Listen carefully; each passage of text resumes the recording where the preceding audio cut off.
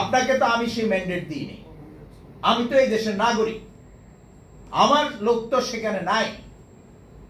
এটা হলো আমাদের একটা মেসেজ।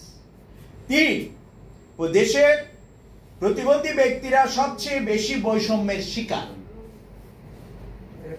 এবং তাদের সকল নাগরিকদের তাদেরকে সকল নাগরিকদের সমানে আনতে বাংলাদেশের সংবিধানে অন্তর্ভুক্তির মাধ্যমে জাতীয় সংসদের কমপক্ষে 10টি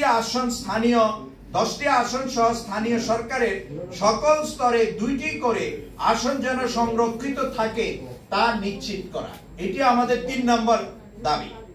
4 নম্বর হচ্ছে দেশের প্রতিবন্ধী ব্যক্তিদের সংগঠন সমূহের কর্মকাণ্ডের ফলে প্রতিবন্ধী ব্যক্তিরা ক্ষমতায়ন হচ্ছে, ফলে সরকার তাদের নিকট থেকে প্রায় 25 থেকে 30 হাজার কোটি টাকা প্রতি বছর ইনডাইরেক্ট ট্যাক্স গ্রহণ করে।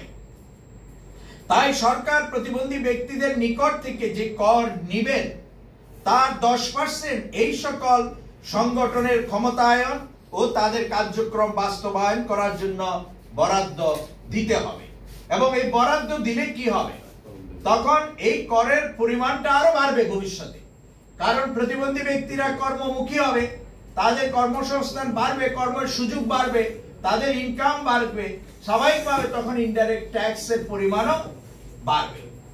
দেশের সকল অবকাঠামো, সকল স্থাপনা, কর্মস্থল, যানবাহন ও সেবা সমূহকে প্রতিবন্ধী ব্যক্তিদের প্রবেশগম্য করতে হবে। সরকারি চাকুরি, নিয়োগ প্রক্রিয়া ও উহার পরিবেশ প্রতিবন্ধী ব্যক্তিদের জন্য অবাধে উন্মুক্ত করা সহ বৈষম্যহীন করতে হবে। এই হলো আমাদের 5টি চাহিদা।